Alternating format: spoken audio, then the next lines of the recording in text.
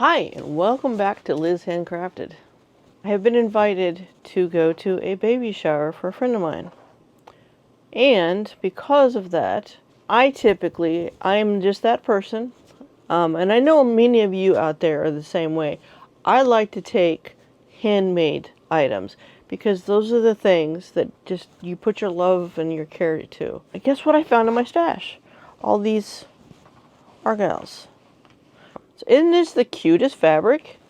It's just a quilter's cotton. Look at those colors, though. Look at those colors. And then I found this pink argyle. I think that's what they are. It's either that or gingham. I'd have to look that up. And the green and purple. And to be honest with you, I think like with most things, I don't know what the gender of the baby is. So I'm just going to go with that because it works. Why not? Because it matches. It'll work. And then I'm thinking that this is a mesh. They call it mesh. It's cotton. Well, anyway, everything's going to be perfectly 100% cotton. And then I've got plenty of my batting. So this will be a nice, lightweight summer blanket. This is going to be a quilt. In other words, a piece together quilt. You know, you take a big piece of material, you cut it down into small pieces of material, and then you put it all back together to a big piece of material. Yeah, that's quilting. But yeah, guess what? I've never done one of those.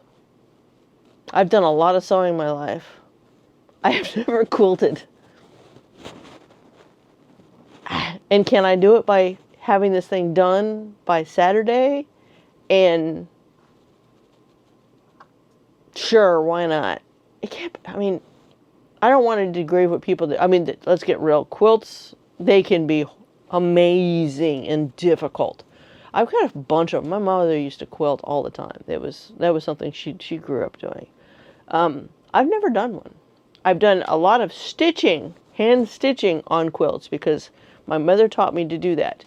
I've done this kind of quilting, which is really no different than what I'm doing. Except I'm about ready to piece together some stuff, which that part I've never done. And I mean, I even went so far as to get like the Mrs. Quilty box. If anybody's ever seen those things, I don't know where my box is, but the pieces for that, I just wasn't inclined to stay with it, I guess. I don't know. Here's the reality, though. We're going to go down this road and see how it works out. I think what I'm going to do, I'm going to keep it simple. One of the things that I got in the Mrs. Quilty box, I'm not sponsored by nothing like that. I haven't even used the box properly. Heck, is I'm going to keep it quilt block size. So everything stays the same size. And that way, as I lay out my pieces, theoretically, I can place them because I can already see that like my fabric is wider, so I can just choose the best place in the area, and hopefully I'll have enough to keep all this happy. If not, I'll add another color. I don't know. That's what creativity is for, though. We just figure it out as we go along and see what works, and then try to get to the dimensions that we want. And as I figure things out, or at least as I figure out what not to do, which is probably a big part of it, I'll let you know. So here we go down the quilting road. We'll catch you in a little bit. For my first quilt ever, not bad. So I'm about halfway through the top panel, piecing, parting as such. I have clearly consumed too much content about quilting, so I know a few things. It's not perfect, no stretch. It's not perfect, but it's not bad. So if you were trying to like sew right down lines, you'd end up messed up. Because that's why it's so important theoretically. I mean that's why I think they say that your points. Obviously, it looks nicer that way, but when they line up, it's much better. However, I do have a few that are quite a ways off, but I'm not entirely sure that I'm going to quilt it that way. I might do something that there's a YouTuber I follow that I just really like the result of what she does, and really she just does a free zoning wavy quilting on hers, and that does exactly the same thing because the whole point behind doing the quilting like that is to adhere it to the batting. It's not necessarily to stay in line, seeing given the fact that I probably couldn't do that anyway. That may be what I end up doing. Not entirely sure. But anyway, so I'm halfway through the top shell. I've got the pieces for the next piece.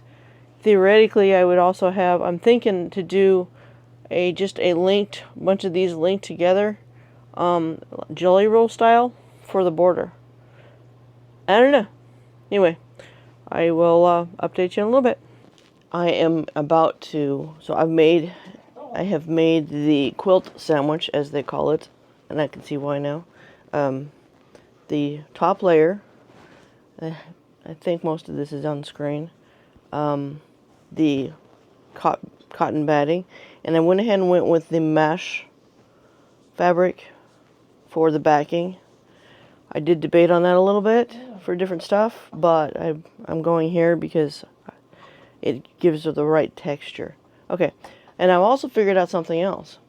So they have these things. They're said to be like quilting pins. Well, I'm not sure if that's true, but I think I've seen a marketing thing having to do that. Here's the thing. I also figured out at this point why people use safety pins to hold their sandwich together. In other words, the stack of fabric.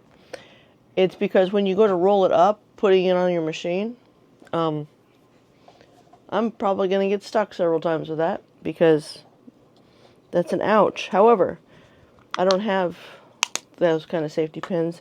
I was thinking, well, I wonder if I had safety pins, but I'm just going to try it. Hopefully it'll work out okay.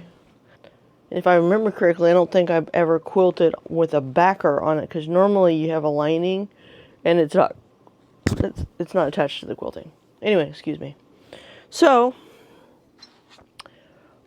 I've had my coffee this morning, and we're going to put some wavy lines in this and see just how bad it is. There's a part of me that says, hey, dingbat, find some scraps and try the method first before you do the quilt part. Before you do it on the quilt. I really should try the technique first, because guaranteed the first foot or so of it's going to be botched. Because I don't even know how to, I mean, it's, anytime that you do a technique on anything, the first bit of it, you got to figure out how to move the fabric, what the machine is doing, all the things, right? Maybe, that would be like doing a mock-up, which I never seem to do. I do a lot of R&D, but maybe. Let me think about that a minute.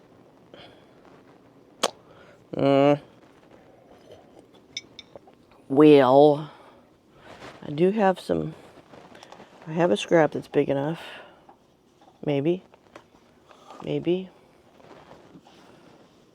Okay, so they're big enough. I think I was going to use this for something, but given the fact that I don't remember what right now,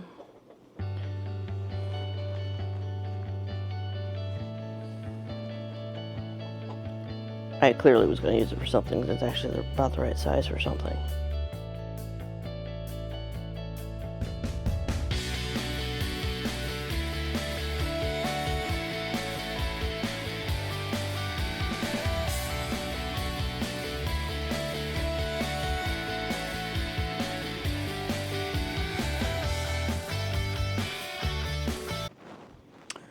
Alright, I'm going to go ahead and try to do this quilting thing on camera. I may regret this, but I need to clear it just a tad, I guess, really. I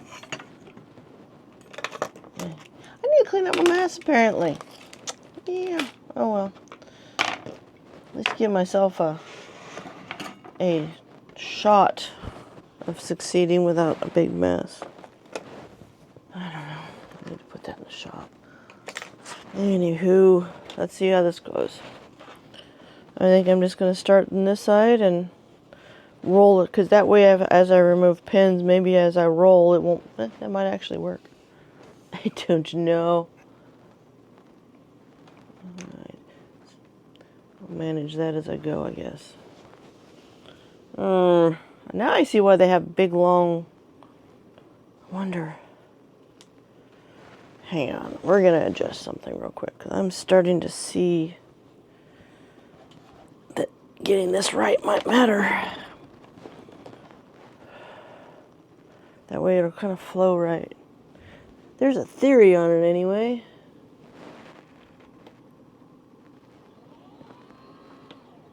Wonder if I was to take it down.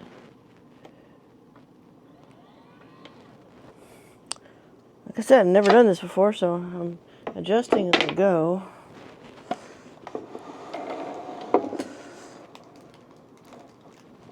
I'm thinking that having this even and letting it be able to slide might be a plus. Okay, let's try this. All right, this corner I'm gonna go up and down. Let's see what we got. Kind of nervous, y'all. I don't want to mess this up, but since I just tried that technique, it's not that hard. So, I definitely see how having a bigger quilting table would be a plus, but this will be okay. So I'm going to start off outside because I know that I'm not going to try backstitching and stuff because everything's going to get trimmed anyway. Something like that.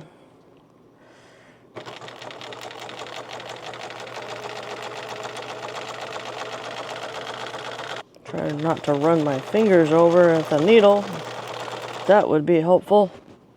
Ow. No, definitely the safety pins is a thing. How's that looking anyway? Yeah. Just gradual. Where am I at? Now I gotta figure it. Am I on the inside or the outside of the turn? Okay. I'm in the middle of a turn and then heading right. Oh, the things. Kind of like when you're knitting or crocheting and you're trying to figure out where you are in the pattern, even though you just were looking at it and doing the thing 2 seconds ago and now you can't remember. Yeah. Where am I at again? Oh, dude. All right, I'm out. Heading out.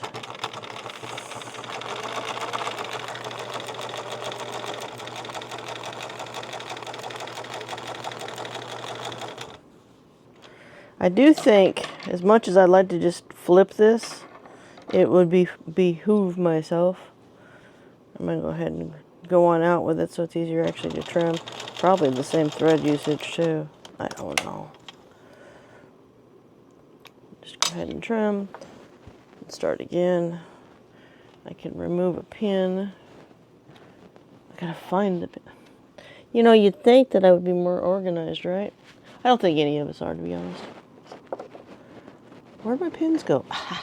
It's hiding. Okay. Because I can see myself poking myself. I ended up having to wear gloves for the catering gig we did because I tried to take off my thumb with the dang mandolin. I know other people do that. That's the reason why they provide a stinking, like, glove with those things. But they're useless, so. Anyway, anywho, different story. Yeah, safety pins would be a thing. Alright, and I decided I was going to do like every 2 inches. And I think I'm going to stick to that. However, if I do that, then that's going to put that right on there. 3 inches?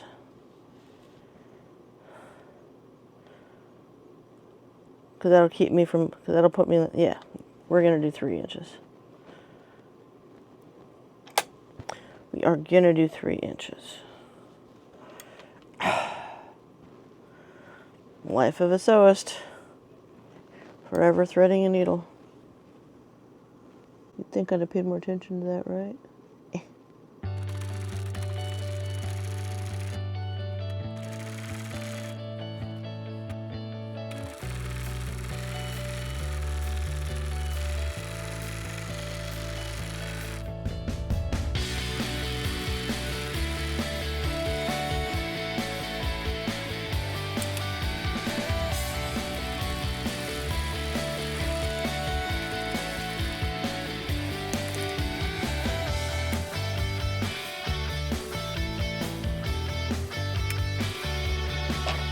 Seriously.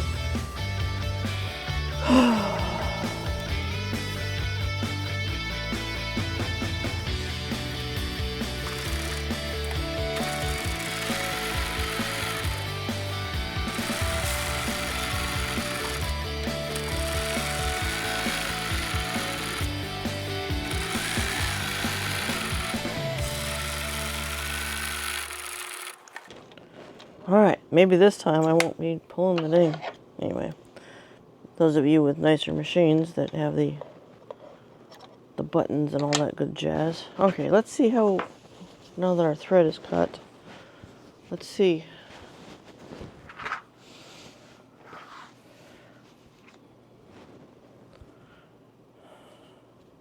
Well, they're definitely not matchy-matchy, but I don't know that it matters. But then it's not bad. Can you also? Not horrible. Not horrible. I think it's binding things just enough.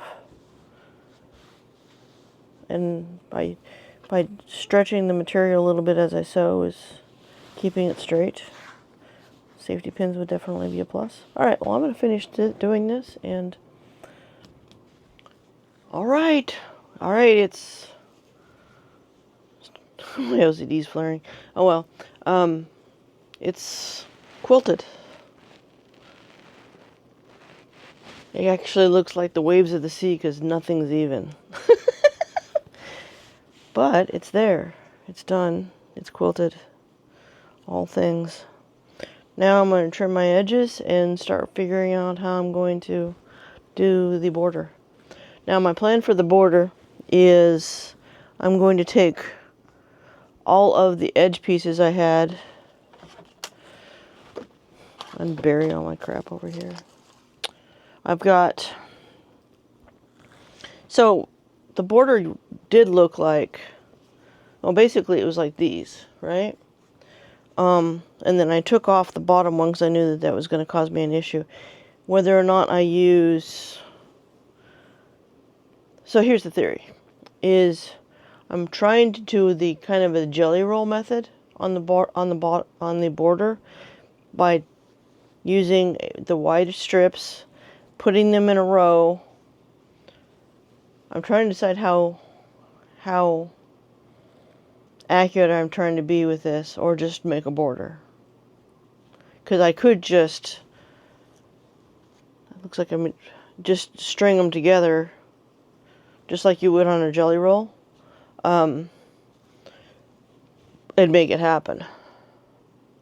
Or actually match each piece where they are. I don't think, honestly, I'm thinking I'd be better off just stringing them together, because if I go so far as to match where they are with each one of them, I'm going to be off, and I'm going to be off quite a bit, quite often, and that's going to drive me nuts. So I'm better off to go more random in the first place. Although I say random, however, it will still be in the same order in which these are. So this is green, purple, blue, green, purple, blue. Anyway, so I'm thinking that that's the case. Is if I just put these together, I've got to cut some more green apparently. Actually, I probably need to cut several more of. I got enough purple, in theory. You'd think I would do the math on how long it needs to be. I might. And very much treat this like a jelly roll. But what I'm going to do with the jelly roll aspect of it is I'm doing basically the half fold, but not the close of it. So the jelly roll rugs kind of things you put together, you do a half fold with the batting inside of it, which I need to cut more batting too. Anyway, this piece does your half fold. This piece then closes that half fold. We'll experiment with that and see how it goes. I'll see if I have the guts to do that on camera, because it could get interesting. But that's my theory, is I'm literally just doing a jelly roll edge. I'm going to straighten out all my edges and do a jelly roll edge to make this finish out. And I think I'm going to drop the story blocks in it and just make it in that sequence for a border. I think that's where I'm landing. So anyway, I'm going to figure that out and I'll tell you where I land. Alright, so cutting my edges. So my theory is if I use the lines of the quilt to be with the lines of the mat. So that way, as I work it, it turns out somewhat square. Now I'm starting to also see why the equipment is used the way it is. It's like this is a 6-inch wide ruler by 24 inches. And most rulers, like you're working in 3, 6, 9. Anyway, so stuff was kind of coordinated for size-wise. I think that's probably how I could describe it. Anyway, so I'm going to just go with the 6 inches. I hope this is what you do, otherwise I'm in trouble. And then my jelly roll,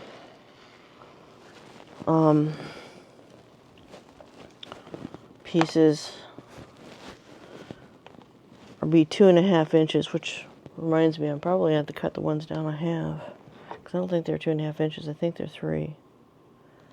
I'll have to look at that and see if that's a thing. Because it needs to roll, it needs to be used with the folder to be effective. Or I should say efficient for me, otherwise it's going to be frustrating for me. And I don't like the frustrating aspects of things. Alright, so scrappage. Alright. And theoretically I've got the weights on this, so I can trim as I go-ish. So, right or wrong, this is what I got. So, I will. So, I'm doing what I know of as the jelly roll method on this. I have my batting strips and my pieces laid out. And I decided, because who knows, I'll probably do something else. I'm starting to look at some other things anyway for the quilting aspect of things. Because you know what? It turns out I don't hate it. I know. Surprise. I don't. Because there are things that I just won't do again because I don't like them. I kind of like quilting. The whole concept of cutting up a bunch of fabric into little pieces and sewing them back together kind of cracks me up. But at the same time, it's about creativity, and it's a low budget thing. It's not that horribly expensive to do it. Now, I'm very fortunate, and I had a whole big, huge roll of batting that I already had. But anyway, so I'm doing a jelly roll method. And the trick I found with this was is to make sure that all of your, so you always flip it, and then make sure, dingbat, it's always a 45-degree angle. Or I should say 90. Yeah, 90. Is to make sure that your seams are all going the same way. Now, typically when you do a jelly roll, you're doing 40 inches at a time. So I'm not entirely sure that I can even, because when you do the flipped, push it back in, unlike on a serger, it's easy to, well, the 40 inches makes a big difference too, because you've got more fabric between the two. So trying to land it is not difficult. Anyway, I'm going to continue to do this a whole lot. And to be honest with you, I don't even know how long it has to be. So I'm probably just going to go through my pile. And then I may end up doing something different with, I don't know. Anyway, that's about creativity. You don't really know necessarily how you're going to get something going until you're doing it. But that's okay, because this is working out the area of our mind to, I mean, honestly, creativity is your dopamine. That and working out, stuff like that, there's good stuff. Anyway, I will continue. I just wanted to bring you along to show you that step. So, I shall talk to you in a minute. So I figured I better turn the camera back on. Now I remember why I don't like to sew the jelly roll pieces on a sewing machine, that the serger is definitely the better deal. Now granted, does that give you the ends? The ends turned out better than I did the last time I tried to just sew them without, not serging. Here's the part that it's no fun. You gotta trim all these ends. I'm noting to self, basically, I should say. I think it's going to be cool, though. I mean, but yeah, the whole string that I've got going here has to all be... Just in case you're wondering, if you've never dealt with jelly roll stuff, the reason why you do the the angle is so that way as you fold and you're putting the thing, using it, you know, you're attaching it, the seams to putting the two pieces together aren't nearly as bulky. So basically we've got here a string of different colors. Now in a Jelly Roll rug, you typically would sew all this stuff together before you're sewing the pieces together. Okay, you would typically do the folding. I gotta figure out how to do this. Do the folding. I'll put those over there, I guess. And sew that before you sew things together. But I don't think that that's my method to madness here. I say madness because somebody's... yeah, I sometimes wonder what I'm thinking. Anyway, so that's how this... You just shove that in there, keeping things even. The whole point is to create a fold down the center. Now, granted, usually Jelly Roll stuff is 2.5 inches wide, whereas this is 3. So I am having to modify a tad. And then I also need to make sure that I don't catch my fabric on this upper piece when I put it together. Because I'm not exactly using this the way it was designed 100%. But it's still better than doing it completely manually by hand as I go. Alright, so then you get a folded, reasonably centered. If I was really smart, I'd probably iron these first. I don't think I'm gonna, I don't know how I would coordinate that. Anywho, let's see how this works out. So my colors I have set up with this thing is, that's why I started green, purple, blue. Theoretically, if I wonder if I should just do this manually and clip everything and then sew it. Probably a lot smarter than just doing it at the machine. I don't know. Let's try. Let's see how bad it is to do this. I was kind of just wanting to sew as I went, but I don't know that that's a good idea. Because I could just clip it, you know, create it, clip it, and sew it. That might keep me from making a big mess. Or it could create a big mess. I'm not sure which. I think the challenge is going to be when I get to the corner. Alright, so, I don't know if I can see any of this. I'm hoping. Let's bring it in so that way it's... All I'm doing is basically creating that fold and then wrapping it. And so it's like that. And in theory, it should lay right into the colors. I say in theory because I don't know that it will. I'm just kind of playing the math on my favor-ish. Yeah, I definitely think laying this out and clipping it ahead of time is a plan. I don't know what I'm going to do in that corner. I may end up having to trim that. Because I got to come around this other side to hit the corner as well. Because this does allow me at least to see where it's going to lay out before I start sewing. I could be like a normal person and just sew the bottom half and then come in. Because normally when you bind a blanket, in theory, I've never done it actually like this. Normally I crochet a border or something. I'm just doing this way because I wanted to try it. Is you do like this, sew it up, and then flip it and re-sew it. That's not really how I wanted to do it.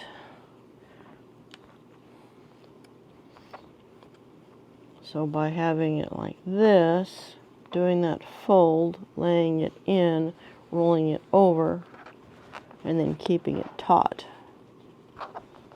Because what I'm concerned about is on the sewing machine, if I did it as I went, is keeping all of it together at one time. It's a thick border, y'all. Although for a baby blanket, that's not a bad idea. I wish I got one of the short pieces of purple in there somehow, which is going to knock me off on the colors the rest of the way. Oh, accept it. It is what it is. It's already in there. But yeah, I think I got one of these short pieces in the thing somehow. It'll be alright. Figures, though. That's the reason why I was like, you know, trying to get it to match was fruitless, because I knew I would screw up really quickly. Of course, trying to get my brain to accept random is probably just about as unlikely either. Alright, so, but this is where everything, remember, I got this edge that's kind of funky, so I've got to be sure. So at least I think with the top edge, whether I end up doing it on for the rest of it, at least the top edge, I need to preset it, because I need to make sure that this stuff gets caught properly. So in the jelly roll process, you add your batting as you go. I've seen different techniques doing this, but I'm going to go with this one. And basically, you just kind of overlap it a smidge, and its texture kind of catches it just fine. Now it's going to be weird with this, because I only have so many hands, and I'm not under the machine, and the things are different. But there, now I've got it in there. Alright, that actually kind of works. Now, once I get this laid in, theoretically, it's really just this top end that I've got to get to lay right. Okay, I'm just turning the camera on again a little bit so I can show you how this is rolling out. Basically, I'm just stopping every 3 or 4 inches and resetting it.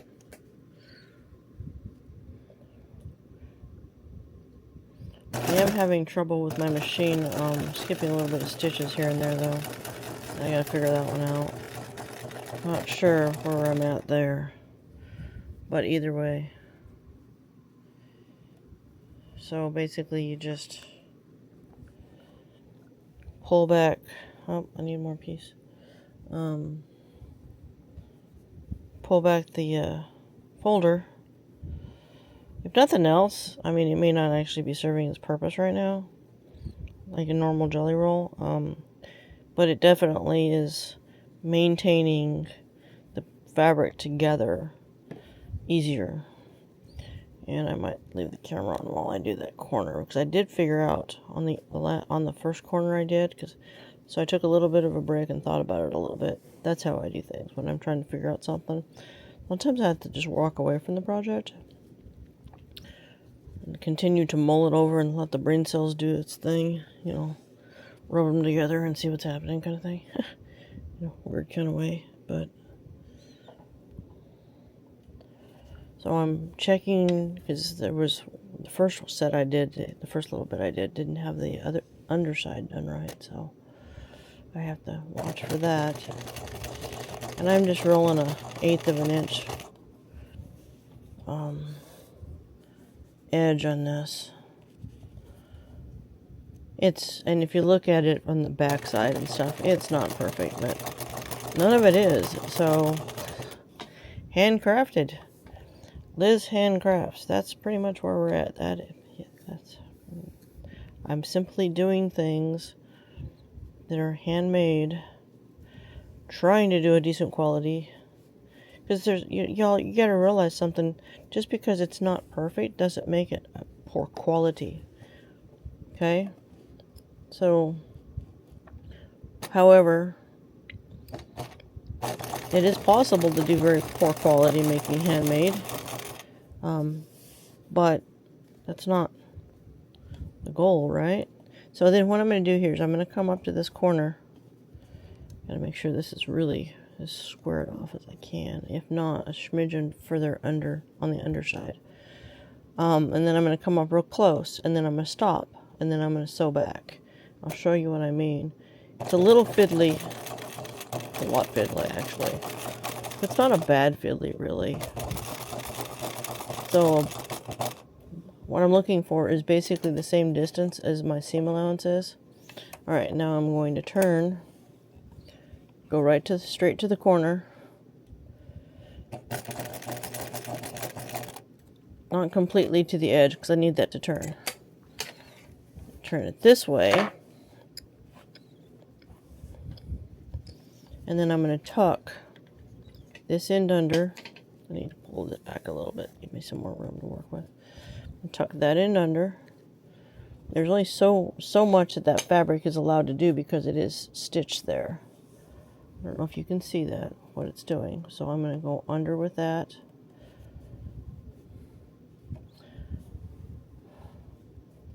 And then let this come across this way.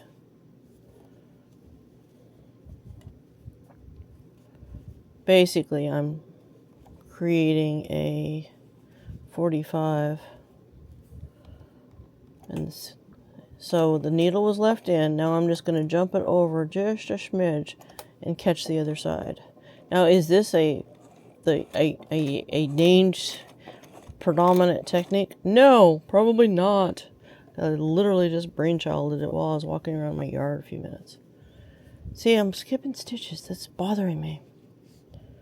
I might have to come back and roll it again. It's a drag, but can't have that. Not to mention little fingers get caught in skip stitches. Okay, getting that taut. Bringing this across. Make sure that corner's in. Got a little stylus here to kind of pokey. Make sure that corner's in where it needs to be. I think I'm going to have to redo that part right there. No, it's alright. I just need to taut it. I'm just going to hand wheel that. You know, by the way, you don't always have to use the pedal on a sewing machine. You can hand wheel it as well.